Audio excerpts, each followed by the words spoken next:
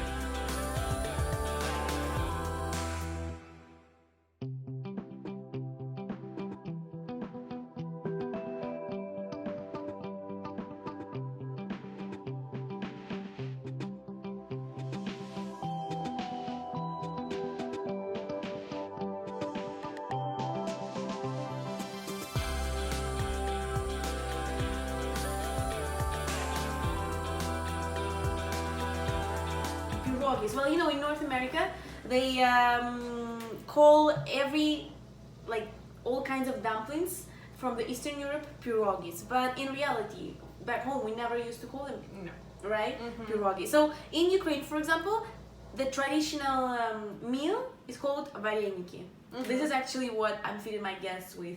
And these are like dumplings with potatoes. And I know in Russia you call them differently, right? You have... Well, we have vareniki as well, but for me, for my family, vareniki is is something that we do with cottage cheese, flour, eggs, and a little bit of salt. So these are vareniki, but we have pelmeni as well. And pelmeni is actually, we also have the same dough, and we put a minced meat in there. So we put beef, fried with onions, and yeah, we actually do the same thing as you do with potatoes, but we do it with meat. Okay, so well, I guess it's the same thing, just different kind of feeling and different name. And well, there is no big secret, there is no secret technique, but let's try. So you take this, you make a little bit of a, you know, just a slight hole inside. Just a slight, not a hole, not to that point, but yeah. Yeah, I get it. Then you put a little bit of potatoes inside, and then you close varenik from the very end. You usually start in the middle. So is it varenik or pelmeni? This is varenik. That's confusing. You know what? This is all pierogies, so it doesn't matter at the end of the day. So yeah, and then you close it from every single side. If you put too much potatoes, that's fine. Just yeah, if you're very generous like me. Yes. And then once it's done, you can add a little bit of a shape, so it looked a little bit more like ribbed, I guess. Yeah. Exactly. And then if you want, you can add a little shape of the moon. Shape of the moon. I would love to do that. Well, Shape of the moon. Sailor Moon. Okay, something like that. Looks awesome. So yeah, Oh, that's the secret. So Looks let's great. just do all of them the same way. perfect. Okay, my friend. So I guess here in North America, we both face the same stereotype. Like when I'm saying that I'm Ukrainian, people are saying, "Oh, so you speak Russian?" I'm like, "Yeah." And do you have Ukrainian language? Yeah. Oh, they're same. These are same languages, but no. Yeah, Right? I face the same problem all the time. Like people are like, "So you're from Russia, or from Russia, Ukraine?" I was like, "Well, these are two separate countries. We have different passports. We have different languages. We have different currencies. So we are two completely different countries." Exactly. And frankly, I don't understand when Ukrainians speak Ukrainian. I can guess what they speak about, But not always. but not always. So now, in order to break the whole stereotype around Ukrainian and Russian languages about their similarity, now let's do a test because I have a live Russian human here. Hello. And I'll test few phrases with you and you'll tell Okay. me if you understand. Let's try. Let's try. Okay. Будь ласка, позич мені свою спалахуйку. Well, it sounds funny. Any guess? I would say that the first part means like будь добр, which is like could you please be kind and do something? But I have absolutely no clue what is the last word.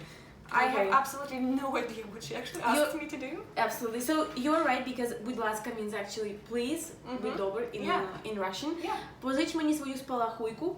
It That actually sounds means so so in Russian it sounds like пожалуйста, одолжи мне свою зажигалку. Спалахуйка is зажигалка. So this is Oh, in it- English what?